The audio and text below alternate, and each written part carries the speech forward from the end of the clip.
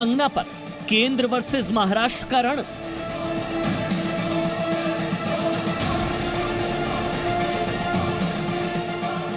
सुरक्षा की जंग या सुशांत से अन्याय?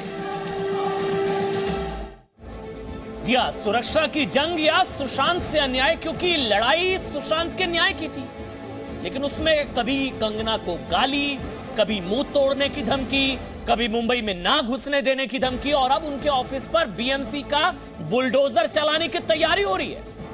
अब तो पूरे विवाद में उद्धव ठाकरे की भी एंट्री हो गई है। उन्होंने भी इशारों में कंगना का नाम लिए बगैर विधानसभा में कहा, कंगना के लिए, कि कुछ लोगों को उस शहर के लिए आभार नहीं है जहां वो अपनी आजीविका कमाते हैं। जाहिर है उनके निशाने पर कंगना रही होगी, जिन्होंने मुंबई की तुलना, आपको याद है, पीओके से कर दी थी। लेकिन सबसे पहले आपको दिखाते हैं कंगना की तरफ से आरोप क्या लगाए गए कि उनके ऑफिस में बीएमसी के कुछ लोग बिना नोटिस के, मतलब बिना पहले नोटिस दिए पहुंच गए, जो कल ऑफिस पर बुलडोजर चलाने की तैयारी में है। हम लोग इसीलिए कह रहे हैं, कंगना ने इंसाफ की आवाज उठाई, इसलिए बीएमसी की टीम भिजवाई क्या?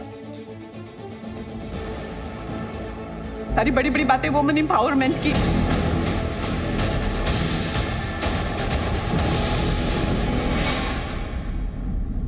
कोशिश तो करने दे यार, फिर से पंगा लेना है। मैं तुम्हारा सपोर्ट मांग ही नहीं रही। लेकिन ये महिला, हाँ, कुछ भी अनाप शनाप बोल रही है किसी के बारे में, ये चलता है क्या? ये मेरी अभिव्यक्ति की आजादी है, मैं उनकी निंदा करती हूँ। कैसे गर्व करें देश में लोकतंत्र की ऐसी तस्वीरों पर, जहां जंग इस पर छिड़ी है कि मुंबई में रहने और रहने देने का लाइसेंस किसके पास है। कैसे गर्व करें अभिव्यक्ति की इस स्वतंत्रता पर, जिसके तहत कंगना मुंबई को पीओके जैसा बताने के लिए स्वतंत्र है, और लोकतंत्र का सम्मान का दावा करने वाली पार्टियां कंगना से बदला लेने और उनका मुंह तोड़ने की धमकियां देने के लिए आजाद है।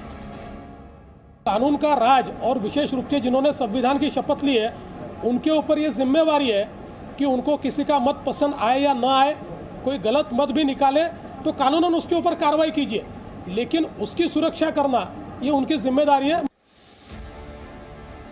सवाल यह है कि सुशांत की न्याय की लड़ाई कैसे कंगना की सुरक्षा के युद्ध में बदल गई। इस विवाद की शुरुआत उस वक्त हुई जब कंगना ने सुशांत केस में मुंबई पुलिस पर सवाल उठाए। जवाब में संजय राउत ने कहा कि शहर की पुलिस की आलोचना करना विश्वासघात और शर्मनाक है। इसके बाद कंगना ने कहा, शिवसेना नेता संजय राउत ने मुझे खुलेआम धमकी दी और मुंबई वापस नहीं आने के लिए कहा। आखिर मुंबई पाकिस्तान अधिकृत कश्मीर जैसा क्यों महसूस कर रही है? जाइए, पाक ऑक्युपाइड कश्मीर क्या है, आप एक बार जाकर सही कर आइए, और बाद में इस प्रकार की बात कीजिए। आपको मालूम नहीं पाकिस्तान, पाक ऑक्युपाइड कश्मीर की स्थिति क्या है। इस विवाद के बाद कंगना 9 सितंबर को मुंबई लौटने की बात कह चुकी है, और शिवसेना धमकी दे चुकी है कि कंगना मुंबई लौटी तो उनका मुंह तोड़ दिया जाएगा। अगर आप तभी मुंबई में वापस अगर आओगी और हमारी महिला आघाड़ी के माध्यम से अगर कुछ हो गया तो उसकी जिम्मेदारी लेने में भी हमें कुछ गलत नहीं लगेगा। सूत्रों के मुताबिक गृह मंत्रालय ने इस विवाद के बाद कंगना को सुरक्षा देने का फैसला किया है। कंगना को Y+ कैटेगरी की सुरक्षा दी जाएगी।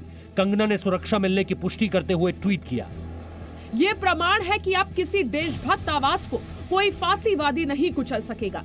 मैं अमित शाह जी की आभारी हूँ। वो चाहते तो हालातों के चलते मुझे कुछ दिन बाद मुंबई जाने की सलाह देते, मगर उन्होंने भारत की एक बेटी के वचनों का मान रखा, हमारे स्वाभिमान और आत्मसम्मान की लाज रखी।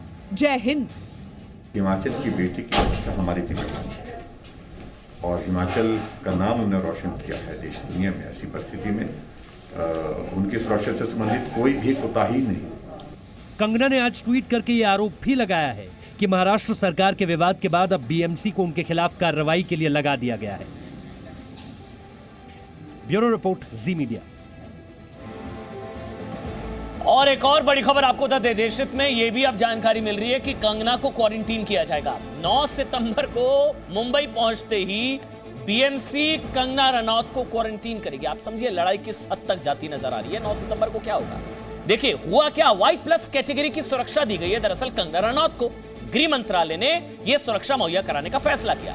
अब Y+ कैटेगरी में क्या होता है यह आपके लिए जानना जरूरी। देखिए, कुल 11 सुरक्षा कर्मी देखिए पूरा इसी तरह का ग्राफिक्स के जरिए समझिए। 11 सुरक्षा कर्मियों का सुरक्षा घेरा, इसे Y+ कैटेगरी की सुरक्षा कहते हैं। जान के खतरे को देखते हुए फैसला लिया गया है।